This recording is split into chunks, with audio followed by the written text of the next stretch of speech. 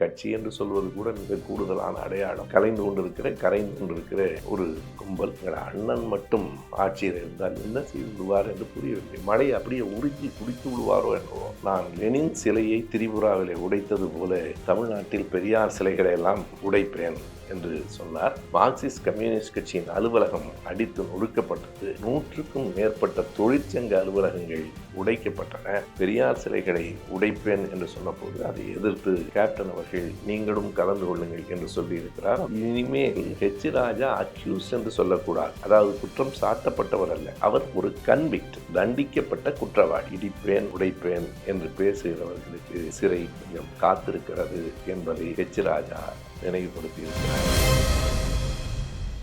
அனைவருக்கும் என் அன்பு வணக்கம்.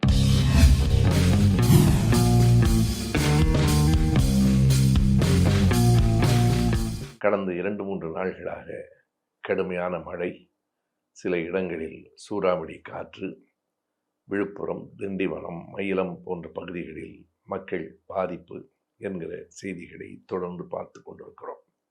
ஆனாலும் இன்றைய அரசு மிக முனைந்து எவ்வளவு விரைவாக அதற்கான நிவாரணப் பணிகளை செய்ய முடியுமோ அதனை செய்திருக்கிறது என்பதை எதிர்க்கட்சியினர் கூட ஏற்றுக்கொள்ளுகிற அளவிலே தான் நடப்பு இருக்கிறது.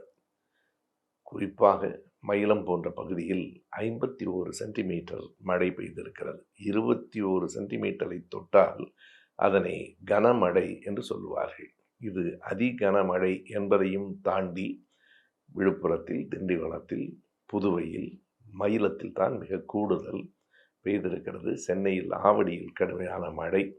ஆனாலும் தண்ணீர் மறுநாளே வடிந்திருக்கிறது என்பது ஒரு வியப்பான செய்தி. 2015 என்ன நடந்தது என்பதை நாம் அறிவோம். முதலமைச்சராக இருந்த ஜெயலலிதா அவர்களிடம் ஒரு உத்தரவு வாங்க முடியவில்லை என்கிற காரணத்தால் அணையெல்லாம் உடைந்து ஊரெல்லாம் மிதந்த காட்சியை நாம் பார்த்தோம்.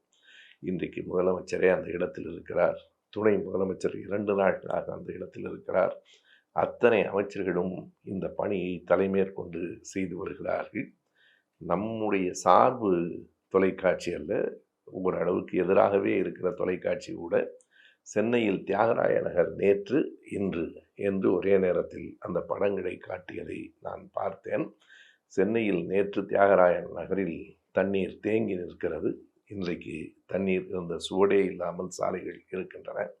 எவ்வளவு முடியுமோ அந்த அளவுக்கு விரைவாக செயல்களை செய்து கொண்டிருக்கிறார்கள். அமைச்சர் MRK அவர்கள் முதலமைச்சரோடு நேரடியாக அந்த காணொளி காட்சியில் பேசி மக்களையும் பேச வைக்கிறார். ஒரு அம்மா சொல்லுகிறார், நாங்கள் மிகவும் பயந்தோம், 1 வாரத்துக்கு மின்சாரம் இருக்காதோ என்று நினைத்தோம், தண்ணீரும் வடிந்து விட்டது, மின்சாரமும் உடனே வந்து விட்டது என்று சொல்லுகிறார். என்ன இருந்தாலும் பாதிப்பு மக்களுக்கு இருக்கிறது. அவர்களின் துயரத்தில் நாம் பங்கு கொள்கிறோம். கொட்டுகிற மழையை ஒரே நாளில் அப்படியே ஒன்றுமில்லாமல் மாற்றிவிட முடியாது. விரைவாக வேலைகள் நடக்கின்றன. இருந்தாலும் துயரப்படுகிற மக்களுக்கு நம்முடைய ஆறுதலை சொல்லிக் கொள்கிறோம்.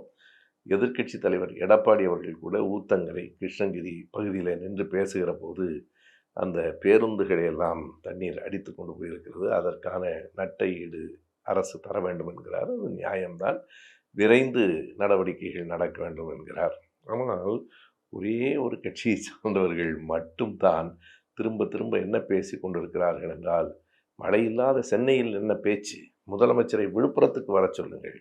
எல்லா இடத்துக்கும் எல்லோரும் போய் கொண்டுதான் இருக்கிறார்கள். விழுப்புரத்துக்கு வர சொல்லுங்கள், என்ன நடந்திருக்கிறது என்று பார்க்க சொல்லுங்கள் என்று பேசுகிறார். அதை விட அந்த கட்சியில் இருக்கிற இன்னொருவர் சொல்கிறார், அதை இனிமேல் நாம் கட்சி என்று சொல்வது கூட மிக கூடுதலான அடையாளம். ஒரு கும்பல் கரைந்து கொண்டிருக்கிற ஒரு கும்பல். அதில் அவர் சொல்லுகிறார், எங்கள் அண்ணன் மட்டும் ஆட்சியில் இருந்தால் என்ன செய்து விடுவார் என்று புரியவில்லை. மழை அப்படியே உறிஞ்சி குடித்து விடுவாரோ என்னவோ. இவர்கள் அண்ணன் அப்படியே உறிஞ்சி எல்லா மழையும் குடித்து விடுவாரா என்று தெரியவில்லை. எனவே அந்த ஒரு கும்பலை தவிர மற்றவர்கள் எல்லோரும் இன்றைக்கு விரைந்து நடந்து கொண்டிருக்கிற செய்திகளை சொல்லிக் கொண்டிருக்கிறார்கள். எனவே மக்களின் துயரம் நீங்க வேண்டும், விரைவில் இயல்பு நிலை வர வேண்டும் என்பதுதான் நம் எல்லோருடைய விருப்பமும். இந்த துயரத்துக்கு இடையில் ஒரு மகிழ்ச்சியான செய்தி இன்று காலையிலே வந்திருக்கிறது. 2018 ஆண்டு ஏப்ரல் மாதம் ஹெச் ராஜா என்று ஒரு நபர் இருக்கிறார். அவர் மூத்த தலைவரா இளைய தலைவரா தெரியவில்லை, எந்த பொறுப்பிலும் இல்லை. ஒரு முறை அந்த ஸ்கவுட் தேர்தலிலே கூட நின்று தோற்று போனார். அவர், நான் லெனின் சிலையை திரிபுராவிலே உடைத்தது போல தமிழ்நாட்டில் பெரியார் சிலைகளை எல்லாம் உடைப்பேன் என்று சொன்னார். 2018 மார்ச் மாதம் அங்கே எப்போதும் பொது உடைமை கட்சியினருடைய ஆட்சி தான் இருந்தது. அது மாறி பாரதிய ஜனதா கட்சி ஆட்சிக்கு வந்தவுடன் அவர்கள் எவ்வளவு அராஜகம் செய்தார்கள் என்பதை நாம் அறிவோம். மார்க்சிஸ்ட் கம்யூனிஸ்ட் கட்சியின் அலுவலகம் அடித்து நொறுக்கப்பட்டது. 100க்கும் மேற்பட்ட தொழிற்சங்க அலுவலகங்கள் உடைக்கப்பட்டன. ஏறத்தாழ 17,000 வீடுகள் தாக்குதல்களுக்கு உள்ளாயின. இதுவரையில் வரலாறு காணாத ஒரு வன்முறையை அங்கே அவர்கள் அரங்கேற்றினார்கள். ஆயினாலே அதனுடைய தொடர்ச்சியாக இங்கே இருந்து ஹெச் ராஜா சொன்னார், அங்கே திரிபுராவிலே பெலோனியா என்கிற ஊரில் லெனின் சிலை அகற்றப்பட்டிருக்கிறது. அதே போல நாங்கள் இங்கே இருக்கிற எல்லா பெரியார் சிலைகளையும் உடைத்து தகர்ப்போம் என்றார். அதற்கு மறுநாடே முதலாக ஒரு பெரும் ஆர்ப்பாட்டத்தை சென்னையில் பெரியார் சிலைக்கு அருகில் சிம்சனில் நடத்தியது திராவிட இயக்க தமிழர் பேரவைதான் என்பதை இந்த இடத்தில் நான் குறிப்பிட விரும்புகிறேன். நாங்களே எதிர்பார்க்காத அளவில் என்ன நடந்தது என்றால், அன்றைக்கு தோழமை கட்சிகளை சார்ந்தவர்கள், திமுக நண்பர்கள் அவர்களெல்லாம் வந்தார்கள் என்பதல்ல, அவற்றையெல்லாம் தாண்டி எனக்கே வியப்பாக இருந்தது. தேமுதிக கொடியோடு அந்த பூங்காவிலிருந்து கொஞ்சம் பேர் வந்தார்கள். நான் அவர்களை உற்று பார்த்தேன். ஆமாம், நாங்கள் தேமுதிக தான், கேப்டன் தான் எங்களை இதில் கலந்து கொள்ள சொன்னார் என்று சொன்னார்கள். எனக்கு பெருத்த மகிழ்ச்சியாக இருந்தது. பெரியார் சிலைகளை உடைப்பேன் என்று சொன்னபோது அதை எதிர்த்து கேப்டன் அவர்கள் நீங்களும் கலந்து கொள்ளுங்கள் என்று சொல்லி இருக்கிறார். அந்த படங்கள் எல்லாம் எங்களிடத்தில் இருக்கின்றன. அவர்கள் அந்த தேமுதிக கொடியோடு தான் எங்களோடு அந்த ஆர்ப்பாட்டத்தில் நின்றார்கள். அதில் உணர்ச்சி வயப்பட்டு 2 பேர் குடும்பாவி கொளுத்தியதற்காக அவர்கள் மீதும் வழக்கு தொடுக்கப்பட்டது. அதற்கு பின்னால் ஹெச் ராஜா என்கிற மாவீரர் சொன்னார், இல்லை இல்லை, இதை நான் என்னுடைய சமூக வலைத்தளத்தில் பதிவு செய்யவில்லை, என்னுடைய அட்மின் செய்து விட்டார். அன்றிலிருந்து இந்த அட்மின் என்கிற வார்த்தை மிக பிரபலமாக ஆகிவிட்டது தமிழ்நாட்டில். இதை நீங்கள் செய்தீர்களா அல்லது அட்மின் செய்தாரா என்று கேட்கிற அளவுக்கு அட்மின் செய்தார் என்றார். அந்த அட்மின் யார், அவர் மீது என்ன நடவடிக்கை எடுக்கப்பட்டது என்கிற கேள்விக்கு எந்த விடையும் இல்லை. அதே 2018 மார்ச் மாதத்திலே ராஜா அவர்கள் நம்முடைய திமுக கழகத்தின் இன்றைய துணை பொதுச் செயலாளர் கனிமொழி அவர்களை மிகவும் தரக்குறைவாக பேசியிருக்கிறார். அதற்கான வழக்கும் இன்றைக்கு அதில் தீர்ப்பு வந்திருக்கிறது. எனவே 2 வழக்குகளில் தீர்ப்பு, ஒவ்வொன்றிலும் 6 மாதம் சிறை தண்டனை, ஒவ்வொன்றுக்கும் 5,000 ரூபாய் அபராதம். அது தண்டனை நிறுத்தி வைக்கப்பட்டு விட்டது. ஆம், நிறுத்தி வைக்கப்பட்டு விட்டது. மேல்முறையீட்டுக்கு போகலாமா? போகலாம். இருந்தாலும் ஒன்றை நாம் கவனிக்க வேண்டும். இனிமேல் ஹெச் ராஜா அக்யூஸ் என்று சொல்லக்கூடாது. அதாவது குற்றம் சாட்டப்பட்டவர் அல்ல, அவர் ஒரு கன்விக்ட், தண்டிக்கப்பட்ட குற்றவாளி. நீங்கள் மேல்முறையீடு செய்து விடுதலை பெற்று, ஒருவேளை விடுதலை பெற்று வந்தால் அதற்கு பிறகு நீங்கள் நிரபராதி என்று சொல்லலாம். அதுவரைக்கும் ஹெச் ராஜா ஒரு தண்டிக்கப்பட்ட குற்றவாளி. இப்போதைக்கு அவர் மேல்முறையீட்டுக்கு போய் அதிலிருந்து விடுதலை பெறுகிற வரையில் தேர்தலில் கூட நிற்க முடியாது. இது யாருக்கு எச்சரிக்கை? ஹெச் ராஜாவின் மீது இப்போது கடந்த 7ஆம் தேதி வேறு 4 பிரிவுகளில் வழக்குகள் பதிவாகி இருக்கின்றன. விமான நிலையத்தில் பேசுகிற போது நம்முடைய மதிப்பிற்குரிய ஜவாஹிருல்லா அவர்களையும், விடுதலை சிறுத்தைகளின் தலைவர் எழுச்சி தமிழர் திருமாவளவன் அவர்களையும் தீவிரவாதி என்று சொன்னதோடு நிற்காமல் மிகுந்த வன்முறையாக பல சொற்களை அவர் பேசியிருக்கிறார்.